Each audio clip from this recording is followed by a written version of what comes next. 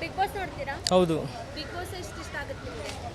Entertainment purpose ನೋಡ್ತೀವಿ ತುಂಬ, daily miss ಮಾಡ್ದಿರಂಗೆ. Big boss ಒಳಗಡೆ ಯಾರ್ಯಾರು ಇಷ್ಟ ಆಗ್ತಾರೆ ನಿಮಗೆ? ಗಿಲ್ಲಿ, ರಾಶಿಕಾ ಅವ್ರು ಇಷ್ಟ. ರಾಶಿಕಾ ಅವ್ರು ಎಲಿಮಿನೇಟ್ ಆಗೋದ್ರು. ಈಗ ಗಿಲ್ಲಿಗೆ ಸಪೋರ್ಟ್ ಮಾಡ್ತೀವಿ, ಗಿಲ್ಲಿ ಗೆಲ್ಲಬೇಕು ಅಂತ. ಇವಾಗ ಪೇರ್ ಅಂತ ಬಂದಾಗ ಅಲ್ಲಿ ಮನೆ ಒಳಗಡೆ ಎಲ್ಲ ಪೇರ್ಗಳು ಎಲ್ಲ ಡಿವೈಡ್ ಆಗಿಬಿಟ್ಟು ಇವಾಗ ಉಳಿದಿರೋದು ಕಾವ್ಯ ಮತ್ತು ಗಿಲ್ಲಿಯವರಷ್ಟೇ. ಸೊ ಅವರಿಬ್ಬರು ಪೇರ್ ಇನ್ನೂ ತನಕ ಉಳಿದಿದೆ ಅಂತಂದರೆ ಏನು ಹೇಳ್ತೀರಾ ಇದ್ರ ಬಗ್ಗೆ? ಅವರಿಬ್ಬರು ಸಪ್ರೇಟ್ ಆಟ ಆಡ್ಕೊಂಡು ಅವರು ಇಲ್ಲಿವರೆಗೂ ಬಂದಿದ್ದಾರೆ. ಪ್ಲಸ್ ಜನಗಳು ಓಟಾಗಿ ಗೆಲ್ಸಿದ್ದಾರೆ. ಒಳ್ಳೆ ಪೇರ್ ಅಂದರೆ ನನ್ನ ಪ್ರಕಾರ ರಾಶಿಕಾ ಮತ್ತು ಸೂರಜ್ ಅವ್ರದ್ದು ಒಳ್ಳೆ ಪೇರ್ ಆಗಿತ್ತು. ಬಟ್ ಈಗ ಗಿಲ್ಲಿ ಕಾವ್ಯ ಅವರಿಬ್ಬರು ಪರ್ಸ್ನಲ್ ಆಟದಿಂದ ಅವ್ರು ಇಲ್ಲಿವರೆಗೂ ಬಂದಿದ್ದಾರೆ. ಇವಾಗ ಮನೆಯಿಂದ 6 ಜನದಲ್ಲಿ ಒಬ್ರು ಹೊರಗಡೆ ಬರಬೇಕು. ನಿಮಗೆ ಯಾರು ಹೊರಗಡೆ ಬರ್ಬೇಕಂತ? ಧ್ರುವಂತ್ ಅವ್ರು ಬರಬೇಕು ಹೊರಗಡೆ. ಧ್ರುವಂತ್ ಅವ್ರು ಏನಕ್ಕೆ?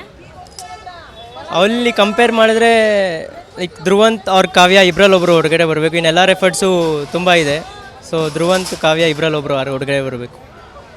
ಇವಾಗ ಕಿಚ್ಚ ಸುದೀಪ್ ಅವರು ಧ್ರುವಂತ್ ಅವರಿಗೆ ಕಿಚ್ಚನ ಚಪ್ಪಾಳೆ ಕೊಟ್ಟಿರ್ತಾರೆ, ಹಾಗೆ ಅಶ್ವಿನಿ ಅವ್ರಿಗೂ ಕೊಟ್ಟಿರ್ತಾರೆ.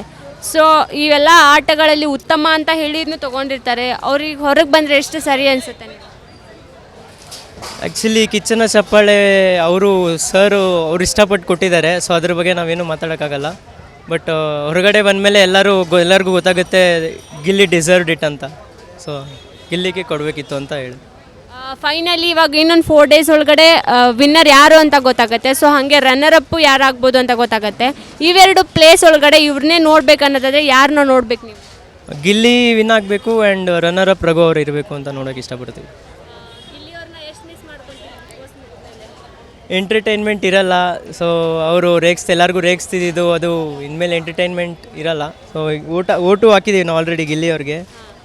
ಸೊ ತುಂಬ ಮಿಸ್ ಮಾಡ್ಕೊತೀವಿ. ಸುಮ್ಮನೆ ಎಲ್ಲರೂ ಫೋನ್ ತೊಗೊಂಡು ಹಾಕ್ತಾಯಿರ್ತೀವಿ ನಾವೇ. ಹಾಂ, ಗಿಲ್ಲಿ ಅವರೇ ವಿನ್ ಆಗಬೇಕಂತ. ಪ್ಲ್ಯಾನಿಂಗ್ಸು ಎಕ್ಸಾಮ್ಸ್ ಬರ್ತಾಯಿದೆ, ಎಕ್ಸಾಮ್ಸ್ಗೆ ಓದ್ಕೊಬೇಕು ಅಷ್ಟೇ.